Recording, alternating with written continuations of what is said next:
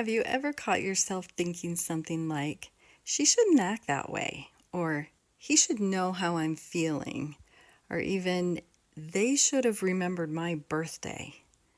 Most of us have little rule books like this for the people in our lives. We don't usually say them out loud, and half the time we don't even realize we're carrying them around. But deep down, we're measuring people against these invisible lists of what they should do so we can feel good. I like to call these little rule books manuals. Manuals are the instruction guides we secretly write for other people. How we think they should behave so we can be happy. And as normal as it sounds, manuals can cause a lot of frustration, disappointment, and even resentment in our relationships. So today we're going to talk about manuals, what they are, why they trip us up, and how letting go of them can free you to feel better and show up differently in your relationships. Welcome back to the podcast, friends. I'm so glad you're here. By the end of this episode, you will see why tying your emotional life to someone else's behavior is such a heavy burden to carry, and how you can start taking back your power instead of giving it away to everyone else. And that's going to feel freeing. Welcome to Feel Better, Live Better. I'm your host, Stephanie Bridges, and each week we talk about simple ways to fuel your body, free your mind, and create the energy and confidence you need to live well. Let's get started.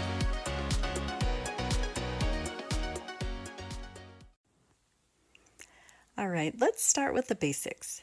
A manual is basically what it sounds like, an instruction guide you have in your head for someone else. It's the unspoken list of what they should and shouldn't do. But the problem is, most of the time, we don't even tell them about it. We just expect them to know it. So maybe you have a manual for your spouse that says, he should take out the garbage without me asking, or he should want to spend more time with me. Or maybe you have a manual for a friend. She should text me back right away. She should invite me when she goes out to lunch with our group. Or even your kids. They should listen the first time I ask. They shouldn't talk back. They should keep their rooms clean. They should notice when the dishwasher needs emptying. Oh, a lot of these are actually reasonable requests, but the point here isn't whether the expectation is reasonable. It's what happens when you tie your emotional happiness to whether or not the other person follows your manual. And that's where things get a little bit messy. Here's the problem with manuals. People get to do whatever they want. They really do. You get to do what you want. I get to do what I want. Your husband, your friend, your kids, they all get to do what they want. Now, they might not always like the consequences of their actions, but they still get to choose. And when we forget that, we start trying to control them. We start believing our happiness depends on what they do. So let me give you some examples. Say your teenager comes home from school, drops her backpack in the middle of the floor, and heads straight up to her room without saying hi, seeing if you need help with anything. Your manual might say, she should pick up after herself. She should say hi, and she should ask if I need help. When she doesn't, you feel disrespected, frustrated, and hurt. Or think about a friend. Maybe you texted her last week and she hasn't gotten back to you. Your manual might say, she should get back to me right away because that's what I always do. When she doesn't, you start to feel ignored or like you don't matter to her. But notice what's really happening. It's not the fact that she didn't answer right away that creates the hurt. It's the rule in your mind about how friends should act. But your daughter gets to choose how she acts. You can absolutely set boundaries or teach responsibility, but your emotions don't have to be tied to whether or not she follows your manual. When you make her behavior responsible for your peace, you hand over all your power. And that's why it feels so exhausting, because now we have the responsibility to run around controlling everyone and how they act just so we can feel better. And that's what manuals do. They hand our power over to someone else instead of owning how we feel. We say, well, if they would just behave the way I want them to, then I could be happy. And if they don't, then I just can't help but be miserable. And that is exhausting. So, how do you know if you have a manual for someone? Here's a little test. When you feel frustrated, resentful, disappointed with someone, ask yourself, what story am I telling about how they should be acting right now?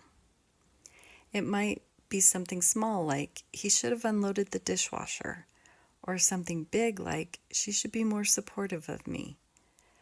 But that's just the rules for how they should behave. Remember, wanting these things isn't bad.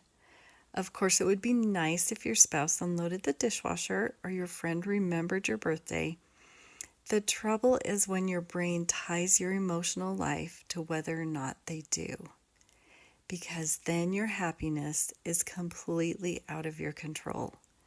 You're basically saying, here, hold this. You're responsible for how I feel today. And that's never going to go well. When you start letting go of your manuals, it doesn't mean you become a doormat, or that you stop caring, or that you don't have consequences for your kids' behavior. What it means is you stop outsourcing your emotional life to other people. You can still make requests. You can still say, hey, when you come home from school, I need you to hang up your backpack.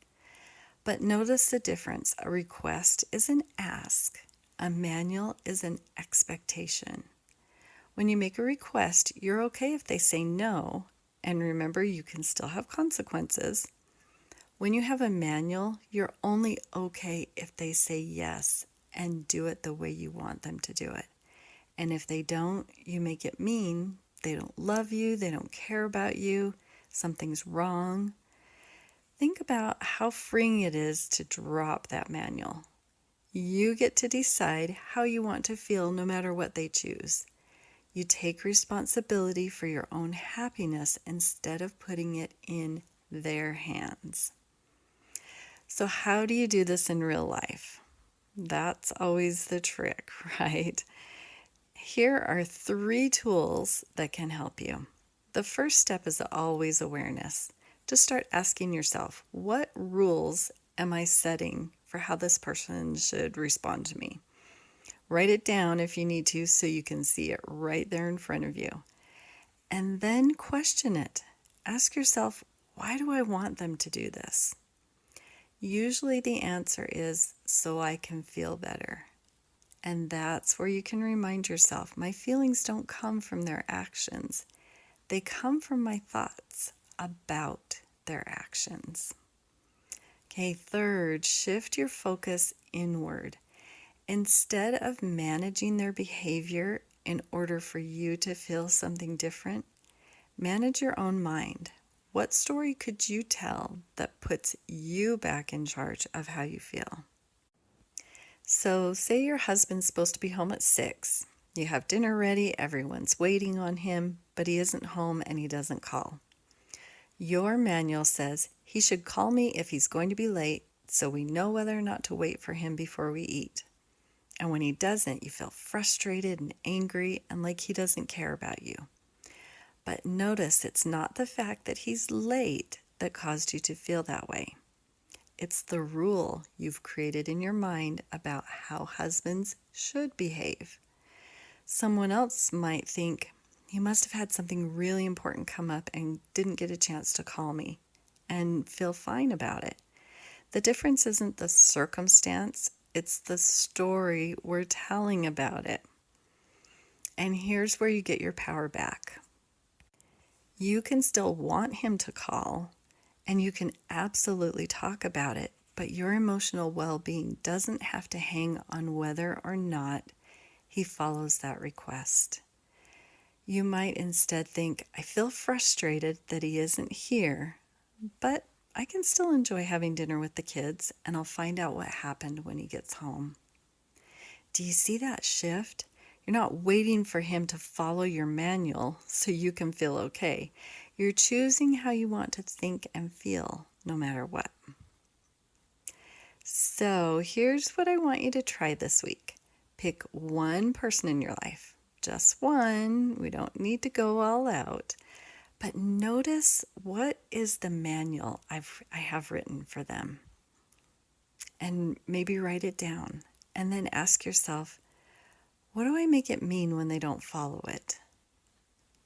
How does that feel? And do I want to keep tying my emotions to that? Do I want to put them in charge of how I feel? This is such powerful work because other people don't exist to make us happy. That's our job. And when you really get that, you stop trying to control them and start focusing on what you can control. Your thoughts, your feelings, your actions. That's where all your power is. So thanks for being here today. If this episode was helpful to you, please share it with someone who would love it. And don't forget to follow.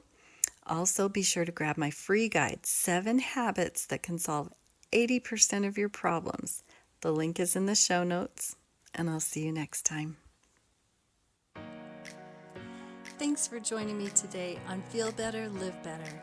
If you're ready to take the next step, be sure to go to my website, livingthebestyou.com. You'll find free resources and the support you need to accomplish your goals. And if this podcast connects some dots for you, please follow and share with a friend. Until next time, remember, when you feel better, you really do live better.